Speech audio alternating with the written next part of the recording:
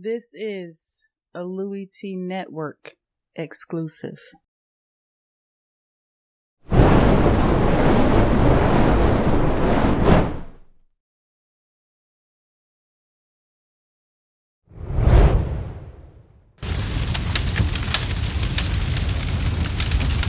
For those of you who don't know, I'm Louie Tee, host of the Louie Tee Network, and this is One Burning Question, a series that will take a look at all 32 teams in the National Football League and pose a question. Some teams will have micro questions where we look at the team in its current state and talk about what could potentially happen for them in this season, and some will take a macro approach where we kind of open up the lens a bit and take a step back and look at it from a wide view look and perspective and talk about where these franchises might be going in the future, not just this season, but moving forward. So I'll take a look at each and every single team, ask a burning question, answer that question, and move on to the next team. Thank you for joining me. Enjoy One Burning Question.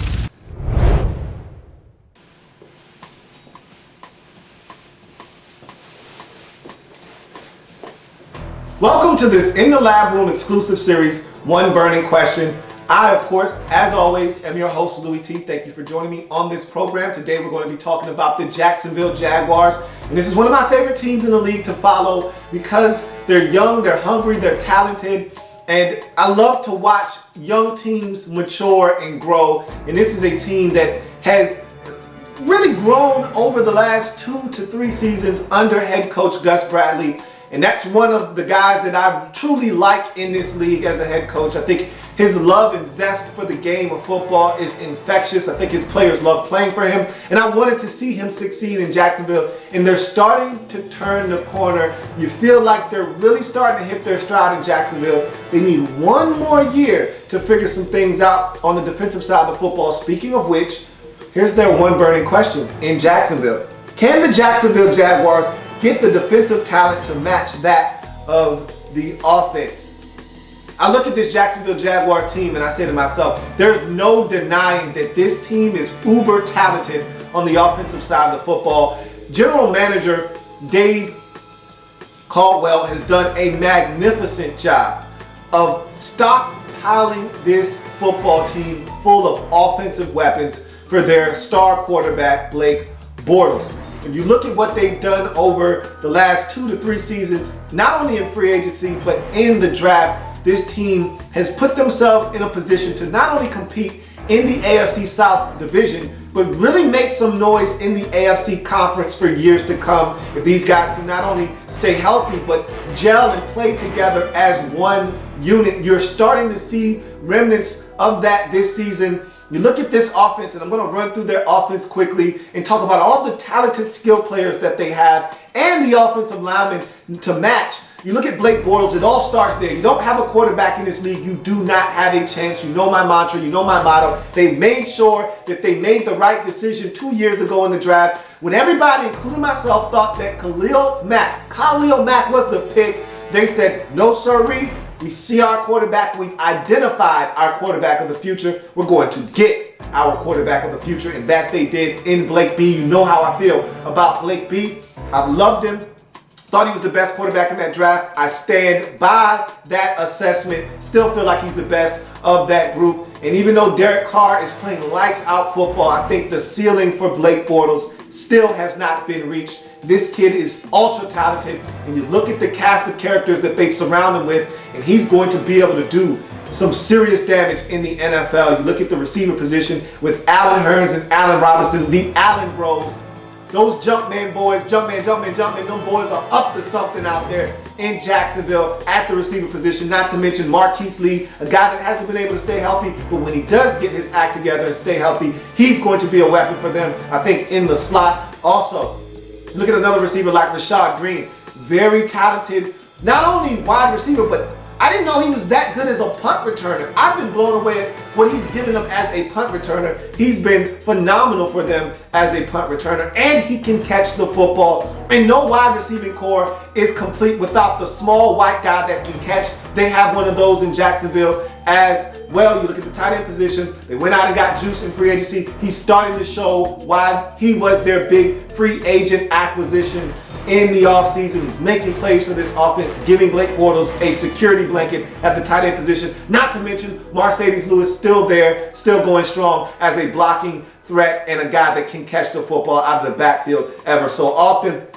Then you look at the running back position. I've been very surprised at how good TJ Yeldon has been. And look, maybe I underestimated him coming out of Alabama. I wasn't a huge TJ Yeldon fan, but he's come in and he's shown me that he's more than a serviceable back. He's actually a good NFL running back. And Denard Robinson, shoelaces behind him, backing him up, to me is a nice 1-2 combination.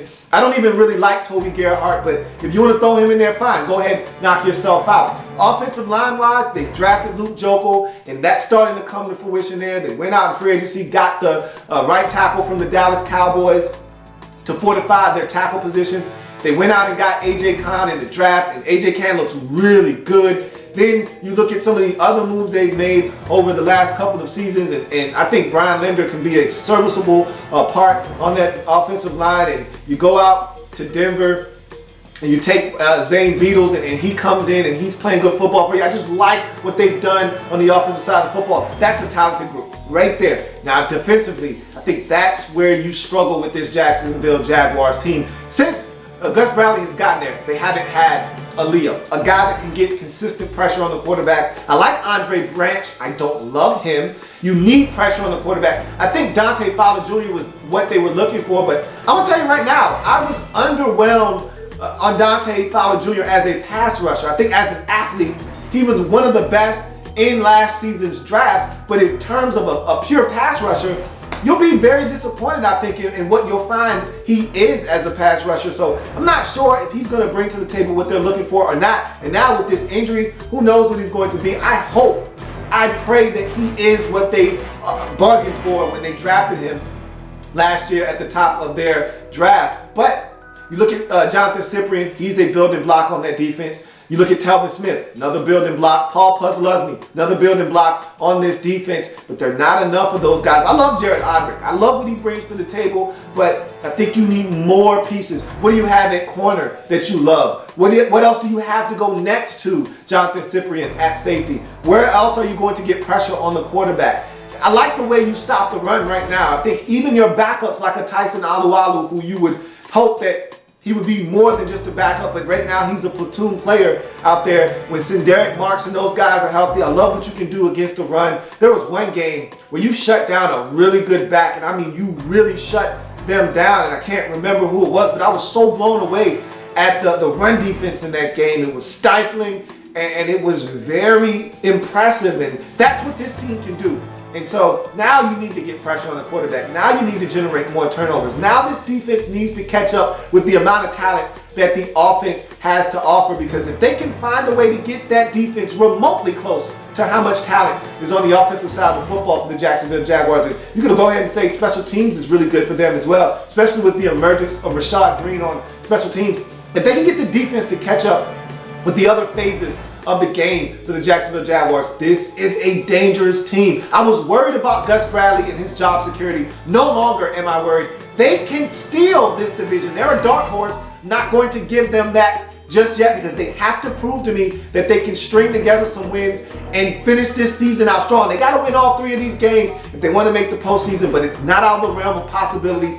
They have a shot. But if they don't make it this year, I'd like the Jacksonville Jaguars to make some noise next season. I'll read the question one final time. Can the Jacksonville Jaguars get the defensive talent to match that of the offense? If this defense can get 1 or 2 more pieces in the upcoming draft, maybe make a free agent splash or 2, and get this defense to catch up to where the offense is, look out for the Jacksonville Jaguars in 2016 in the AFC South Division.